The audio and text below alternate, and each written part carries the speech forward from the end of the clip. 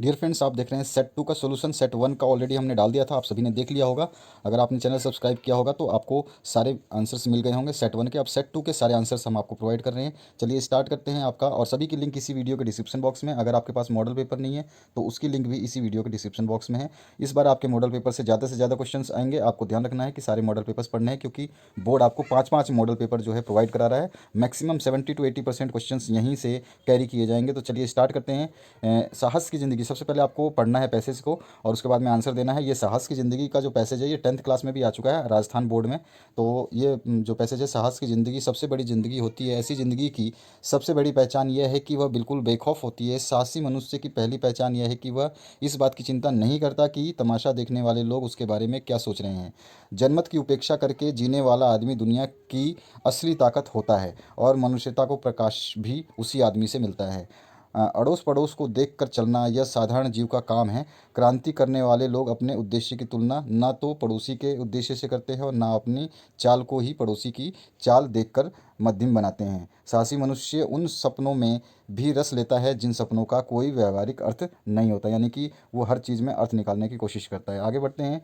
साहसी मनुष्य अपने सपने उधार नहीं लेता, वह अपने विचारों में रमा हुआ अपनी ही किताब पढ़ता है। झुंड में चलना और झुंड में चरना यह भैंस और भेड़ का काम है। सिंह तो बिल्कुल अकेला होने पर भी मग्न रहता है। तो ये था पैसेज, इसके लिखे गए जो क्वेश्चन है वो इस प्रकार है, और इसके आंसर्स देख लीजिए, मिला लीजिए। आपके पास क्वेश्चन पेपर नहीं है तो वीडियो के डिस्क्रिप्शन बॉक्स में आपका मॉडल पेपर सारे सब्जेक्ट के डाले हुए हैं, उसकी लिंक दे दूंगा मैं, वहाँ से आप डाउनलोड कर लेना। और 9th क्लास की जो प्लेलिस्ट है वहाँ पे आपको सारे के सारे सोल्यूशंस मिल जाएंगे, उसमें सेट 1 के भी और सेट 2 के, तो उसको खोल के देख सकते हो डिस्क्रिप्शन बॉक्स में। पहला क्वेश्चन है, किसकी ज़िंदगी सबसे बड़ी ज़िंदगी होती है? तो अभी हमने पैसेज पढ़ा तो वहाँ से मिल गया हमें आंसर, साहस की ज़िंदगी जो है सबसे बड़ी ज़िंदगी होती है। उसके बाद में हम बात करें ऐसी ज़िंदगी की सबसे बड़ी पहचान क्या होती है, तो वह बेखौफ होती है। वो ज़िंदगी कैसी होती है? तो बेखौफ होती है, बिना डर की होती है। तीसरा क्वेश्चन जो पूछा गया है, जनमत की उपेक्षा करने वाले करके जीने वाला आदमी दुनिया की असली क्या होता है? तो असली ताकत होता है, असली ताकत होता है। यहाँ पे अगर हम देखना चाहें इसको, जनमत की उपेक्षा करके जीने वाला जो आदमी है वो क्या होता है, तो आप देख सकते हैं ताकत यहाँ पे लिखा है, असली ताकत। ठीक है, तो ताकत है आपको लिखना है। जो चीज़ पूछा जाए उसको पैसेज में से उसी हिसाब से लिखना है। उसके बाद में थर्ड के बाद में फोर्थ क्वेश्चन की बात करें तो यहाँ पे फोर्थ क्वेश्चन में पूछा गया है, सिंह तो बिल्कुल अकेला होने पर भी रहता है, क्या रहता है? तो मग्न रहता है। लास्ट हमने पढ़ा था अभी अभी, तो मग्न इसमें आंसर आ जाएगा, ये मगन बोलते हैं हम इसको। सेकंड जो पैसेज है, गद्यांश को पढ़ने के बाद में फिर से आपको आंसर्स देने हैं, तो चलिए फटाफट इसमें गद्यांश को पढ़ते हैं। इसमें है, परिश्रम को सफलता की कुंजी माना गया है। जीवन में सफलता पुरुषार्थ से ही प्राप्त होता है।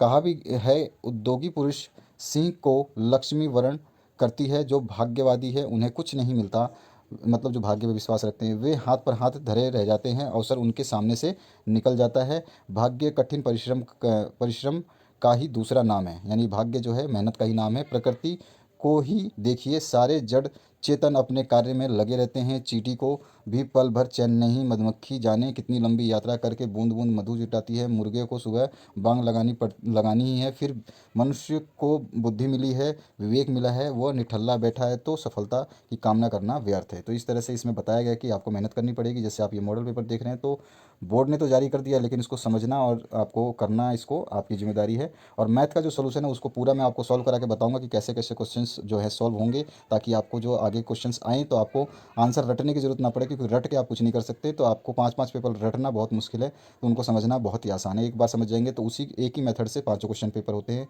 उसी मेथड से सारे अप्लाई होते हैं जो आपके सोल्यूशन। तो पांचवा क्वेश्चन इसमें पूछा गया, परिश्रम को सफलता की क्या माना गया है? तो हमने देखा अभी कुंजी माना गया है। उसके बाद में जीवन में सफलता प्राप्त होती है, किससे होती है? पुरुषार्थ से होती है। पैसेज में हमने पढ़ा है वही चीज़ हम यहाँ पे देख रहे हैं। कैसा परिश्रम का दूसरा नाम भाग्य है? तो कठिन परिश्रम का दूसरा नाम भाग्य है। उसके बाद में बुद्धि और विवेक किसको मिला है? तो मानव को मिला है, पशुओं को तो ये मिला नहीं है। इसके बाद में अगर हम बात करें नेक्स्ट क्वेश्चन की, नीचे दिए गए पत्र लेखन के स्थानों की पूर्ति करनी है। तो यहाँ पर जो है आपका 9वां 10वां 11वां 12वां ये सारे क्वेश्चंस को हमें करने हैं। तो यहाँ पे आपने ये पत्र आपके पास होगा, नहीं होगा तो डिस्क्रिप्शन में ये पूरा का पूरा पीडीएफ है, उसको आप डाउनलोड कर लीजिए। और यहाँ पे 9th 10th 11th 12th पे क्या करना है, तो तुम्हारा यहाँ पे 9th में आएगा निमंत्रण पत्र। ठीक है, तुम्हारा निमंत्रण पत्र मिला। उसके बाद में पढ़कर अत्यंत खुशी हुई या प्रसन्नता हुई, जो भी यहाँ पे लिखा होगा, प्रसन्नता है तो प्रसन्नता लिखना है आपको। इसके बाद में हम नेक्स्ट देखें तो यहाँ पर आगे बोला गया है, अत्यंत प्रसन्नता हुई कि तुम्हारे जन्मदिन की 15वीं वर्षगांठ बहुत धूमधाम से मनाई जा रही है। इस पावन अवसर पर मैं तुम्हें हार्दिक बधाई देता हूँ। और प्रभु से यहाँ पे 11वें में क्या आएगा देख लेते हैं, तो प्रार्थना है या फिर पूजा है, प्रार्थना है। तो यहाँ पे प्रभु से प्रार्थना करता हूँ। और उसके बाद में 12वें में जाएगा सफलता के लिए कामना करता हूँ। यहाँ पे जो आप देखेंगे तरक्की करते हुए सफलता की ओर बढ़ते जाओ, यहाँ पे आ जाएगा। और 13वें क्वेश्चन पे जन्मदिन पर हाँ बधाई देता हूँ, हार्दिक बधाई देता हूँ, इस टाइप का होगा आपका, तो उसको हमको लिख लेना है। तो यहाँ पे बधाई आ गया, ठीक है। तो ये 13 के क्वेश्चन हो गए। आगे बढ़ते हैं हम नेक्स्ट क्वेश्चन पे।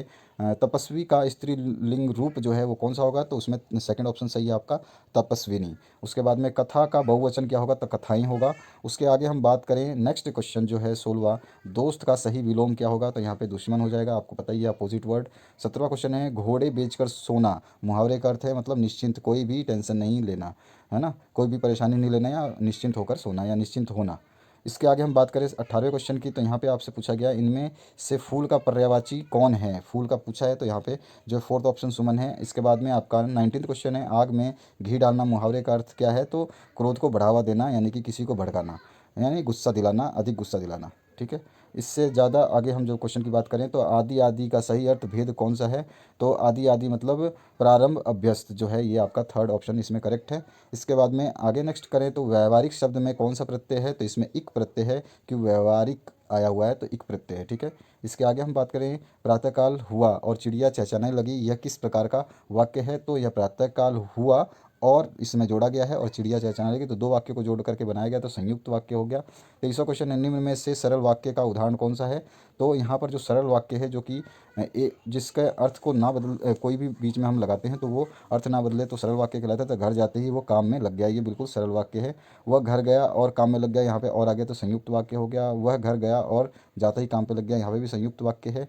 और यहाँ पे वह घर जाकर फिर काम पर लग गया, ये भी आपका अलग वाक्य है। तो यहाँ पे वो घर जाते ही वह काम पे लग गया, ये इसका आंसर सही है। इसके बाद में 24 नंबर जो क्वेश्चन है, शरारत का सही विशेषण होगा, तो शरारत का विशेषण विशेषता बतानी है तो शरारती हो जाएगा।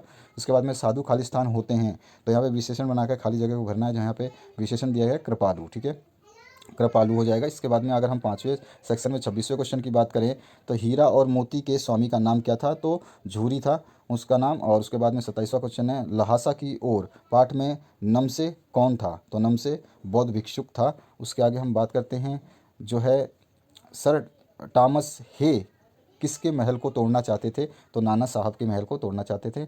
उसके बाद में 29वां क्वेश्चन है सांवले सपनों की याद, पाठ के आधार पर जो है सालिम अली क्या थे, ये सालिम अली लिखा है। सलीम अली तो पक्षी वैज्ञानिक थे या वैज्ञानिक थे, जिसके ऊपर आपने देखा होगा एक मूवी बनी थी आपकी रोबोट 2 शायद, तो उसी टाइप का है ये, सलीम अली के ऊपर ही वो मूवी बनी थी। 30 क्वेश्चन है महादेवी वर्मा का पंचतंत्र पढ़ना किसने सिखाया, तो माता ने सिखाया था।